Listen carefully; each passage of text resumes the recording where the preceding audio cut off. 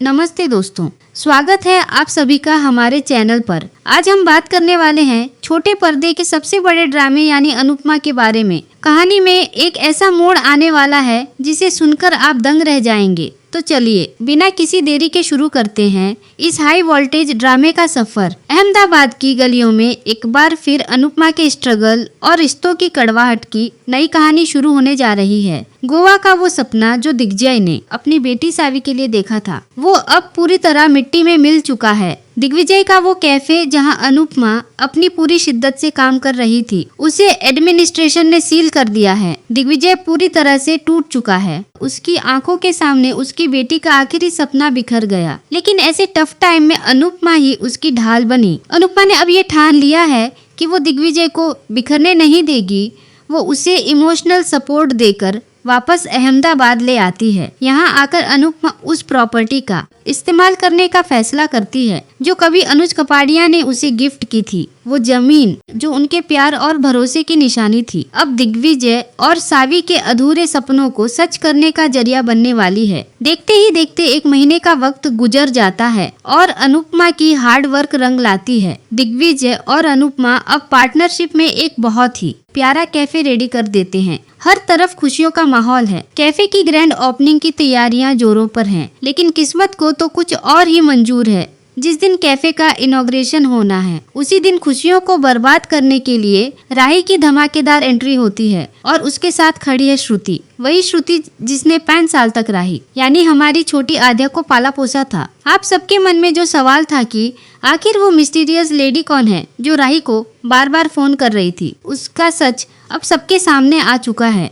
श्रुति के दिल में आज भी अनुपमा के लिए सिर्फ नफरत भरी है। उसे लगता है कि अनुपमा की वजह से ही अनुज आज उसके साथ नहीं है। राही के मन में भी अपनी माँ अनुपमा के लिए जबरदस्त कड़वाहट है। राही को लगता है कि अनुपमा ने कभी उसे समझने की कोशिश ही नहीं की। वैसे तो अनुज और अनुपमा ने राही को अडॉप्ट किया था, लेकिन अनुज के लिए राही उसकी पूरी दुनिया थी, उसकी सगी बेटी से भी बढ़कर। अब श्रुति ने राही को एक मोहरे की तरह इस्तेमाल करना शुरू कर दिया है ताकि वो अनुपमा को पूरी तरह बर्बाद कर सके। राही के सामने फिलहाल एक बहुत बड़ी प्रॉब्लम है। प्रेम ने एक नया रेस्टोरेंट खोलने के लिए मार्केट से काफी ज्यादा लोन ले रखा है और राही चाहती है कि वो अपनी जॉब और मेहनत की सैलरी से उस कर्ज को चुका दे। इसी बीच राही को उसकी कंपनी से एक ऐसा ऑफर मिलता है जो उसका करियर और लाइफ दोनों बदल सकता है। कंपनी ने उसे एक लीगल नोटिस दिया है कि अगर वो उस जमीन को 10 दिनों के अंदर खाली करवा देती है जहां अनुपमा का कैफे बना है, तो उसे एक बड़ा प्रमोशन और तगड़ा सैलरी हाइक मिलेगा। राही के लिए सिर्फ एक जमीन का टुकड़ा नहीं, बल्कि प्रेम को डेप्थ से फ्री करने का एक शॉर्टकट बन गया है। वो अपनी माँ के आंसुओं को इग्नोर कर उस कैफे को तोड़ने का फाइनल डिसीजन ले लेती है। अनुपमा राही के सामने हाथ जोड़ती है,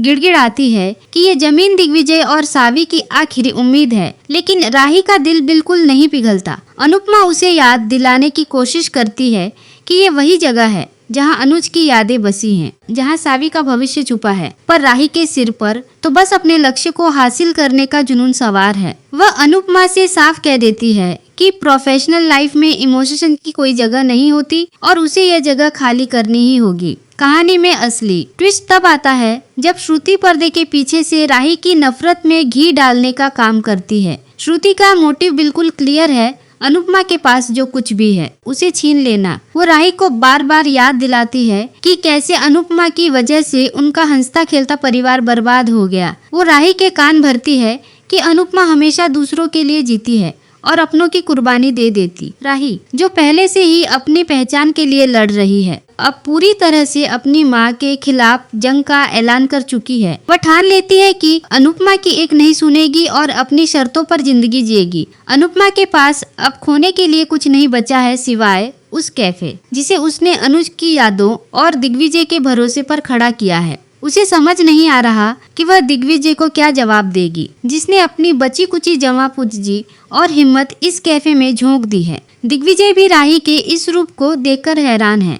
क्या राही सच में अपनी माँ के सपनों पर बुलडोजर चलवा देगी? क्या प्रेम राही को इस गलत रास्ते पर जाने से रोक पाएगा? प्रेम भी अब दुविधा में है। एक तरफ उसका कर्ज है और दूसरी तरफ अनुपमा की इज्जत और सपना। वह राही को समझाने की कोशिश करता है कि गलत तरीके से हासिल की गई सफलता कभी सुख नहीं देती, लेकिन राही उसकी भी सुनने को तैयार नहीं है। अहमदाबाद की धरती पर माँ और बेटी का ये महायुद्ध अब एक ऐसे मोड़ पर है जहाँ एक तरफ ममता की पुकार है और दूसरी तरफ नफरत और करियर की भूख। श्रुति हर पल राही की जीत का जश्न मनाने के लिए बेताब है, क्योंकि उसे पता है कि अनुपमा को तोड़ने का सबसे आसान तरीका उसकी अपनी संतान को उसके खिलाफ खड़ा करना है। क्या अनुपमा इस कोई चमत्कार कर पाएगी? क्या अनुज की दी हुई ये जमीन अनुपमा की ढाल बनेगी या फिर उसके दुखों का नया कारण?